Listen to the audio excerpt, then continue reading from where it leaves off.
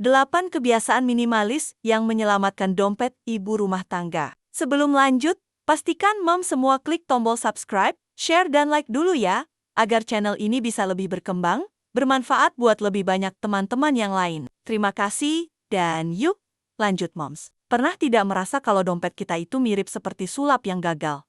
Baru saja diisi uang, belanja tapi tiba-tiba isinya menghilang entah kemana, tanpa ada jejak sedikit pun. Padahal kita merasa sudah sangat berhemat, tapi godaan diskon barang lucu di media sosial, atau sekadar belanja bulanan yang kebablasan, seringkali membuat saldo rekening menangis di akhir bulan. Apalagi dengan kondisi harga bahan pokok yang terus meroket belakangan ini. Rasanya tekanan psikologis untuk menjaga dapur tetap ngebul, sekaligus menjaga kewarasan itu luar biasa. Beratnya, berdasarkan sebuah artikel Gaya Hidup Modern, menerapkan prinsip minimalis sebenarnya bukan tentang hidup kekurangan, melainkan tentang kesadaran penuh dalam memilih apa yang benar-benar memberikan nilai dalam hidup kita. Yuk, kita duduk bareng sambil ngopi santai untuk membahas 8 kebiasaan minimalis yang bakal menyelamatkan dompet kita. Semua dari jeratan konsumerisme yang melelahkan. Urutan nomor 1 yang paling krusial adalah mulai berani membedakan antara kebutuhan mendesak dengan keinginan sesaat yang sering muncul saat kita merasa stres atau lelah. Secara psikologis, kita para ibu seringkali menjadikan belanja sebagai pelarian atau hadiah atas rasa lelah mengurus rumah tangga. Padahal kebahagiaan dari barang baru itu biasanya cuma bertahan 5 menit saja. Contoh nyatanya adalah saat kita melihat botol minum estetik yang warnanya lucu padahal di lemari sudah ada 5 botol yang fungsinya sama persis dan masih bagus. Dengan berhenti sejenak dan bertanya pada diri sendiri apakah barang ini benar-benar akan memudahkan hidup kita, kita sebenarnya sedang menyelamatkan uang ratusan ribu yang bisa dialokasikan untuk tabungan pendidikan anak. Kebiasaan ini adalah bentuk kasih sayang pada diri sendiri di masa depan, agar tidak pusing saat ada kebutuhan mendadak yang lebih penting. Lanjut ke nomor 2, yaitu mulai membiasakan diri untuk belanja dengan daftar yang ketat dan tidak mudah tergoda dengan tulisan promo, beli 2 gratis 1 yang sering menipu. Fenomena ini seringkali membuat kita membeli barang yang sebenarnya tidak kita butuhkan dalam jumlah banyak,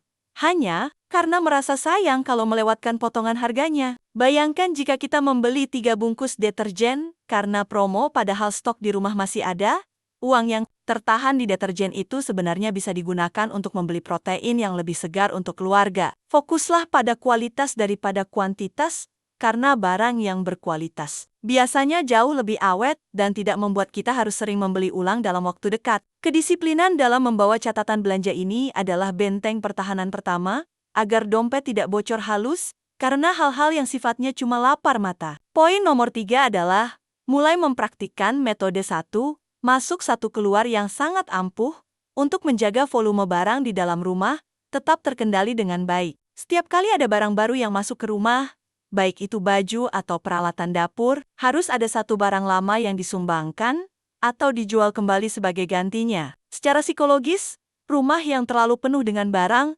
sebenarnya bisa meningkatkan level stres kita karena visual yang berantakan membuat otak sulit untuk beristirahat dengan tenang. Misalnya saat kita membeli daster baru yang sangat nyaman, coba pilih 1 daster lama yang sudah mulai kusam untuk diberikan kepada yang lebih membutuhkan daripada menumpuk di lemari. Dengan begini, kita jadi lebih selektif saat ingin membeli sesuatu karena kita tahu ada konsekuensi harus merelakan barang yang sudah ada sebelumnya. Urutan nomor 4 adalah berhenti mengikuti akun media sosial atau menghapus aplikasi belanja yang sering memberikan notifikasi racun yang membuat jempol gatal untuk memencet tombol beli. Kita harus sadar bahwa algoritma sekarang itu sangat pintar membaca isi hati kita yang sedang bosan atau butuh hiburan lewat barang-barang yang tampak sangat menggiurkan. Seringkali kita merasa butuh barang tertentu hanya karena melihat influencer menggunakannya dengan sangat cantik, padahal realitanya kehidupan kita sangat berbeda dengan mereka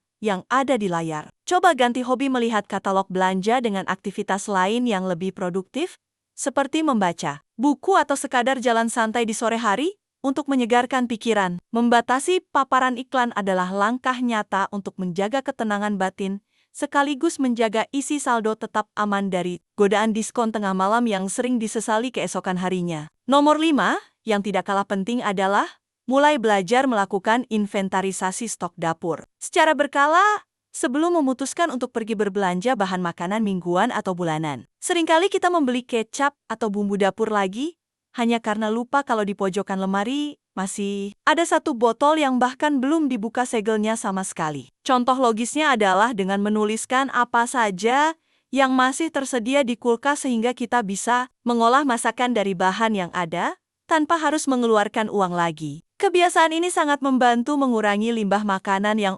ujung-ujungnya adalah membuang uang secara cuma-cuma ke dalam tempat sampah rumah tangga kita. Dengan mengetahui apa yang kita punya, kita jadi merasa lebih berkecukupan dan tidak mudah merasa kekurangan hanya karena melihat rak supermarket yang penuh warna. Poin nomor 6 adalah mulai beralih ke peralatan rumah tangga yang multifungsi dan berkualitas tinggi daripada memiliki banyak alat yang hanya punya satu fungsi spesifik saja. Terkadang kita tergoda membeli alat pengupas apel otomatis atau pemotong bawang yang canggih, padahal sebuah pisau tajam yang berkualitas sudah bisa melakukan semuanya dengan sempurna. Secara psikologis, semakin banyak barang elektronik kecil yang kita punya, semakin besar pula beban pikiran untuk merawat dan menyediakan tempat penyimpanannya di dapur yang terbatas. Investasilah pada satu atau dua alat yang benar-benar mumpuni dan bisa bertahan selama bertahun-tahun daripada membeli banyak alat murah yang cepat rusak dan hanya memenuhi gudang. Efisiensi ini bukan hanya soal menghemat ruang di rumah,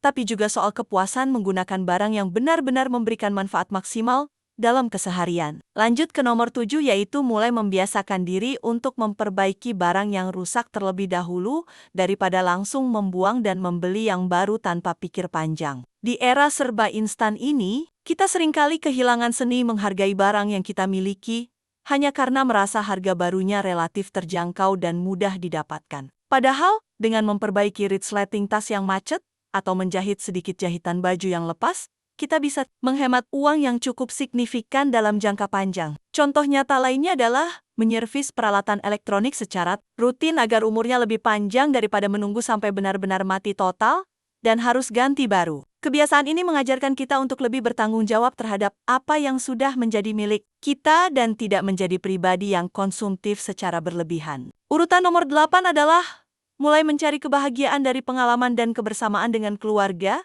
daripada menggantungkan rasa senang pada kepemilikan barang mewah terbaru. Seringkali kita merasa harus memiliki tas merek tertentu agar merasa setara dengan teman-teman lain dalam lingkaran pergaulan sosial kita sehari-hari. Padahal secara psikologis, memori saat kita piknik sederhana di taman kota bersama anak dan suami akan bertahan jauh lebih lama di hati daripada rasa bangga memakai barang mahal. Cobalah fokus pada kualitas hubungan antar anggota keluarga, karena itulah kekayaan yang sesungguhnya yang tidak akan pernah bisa dinilai dengan angka di dalam buku tabungan. Dengan merubah pola pikir ini, kita tidak lagi merasa perlu berkompetisi dengan orang lain dalam hal materi dan hidup, jadi terasa jauh lebih ringan tanpa beban gengsi. Sebagai kesimpulan, perjalanan menuju gaya hidup minimalis ini memang tidak bisa dilakukan secara instan dalam semalam saja, karena butuh proses pembiasaan dan komitmen yang kuat dari dalam diri. Terkadang kita mungkin masih akan terjatuh dan hilaf membeli barang yang tidak perlu,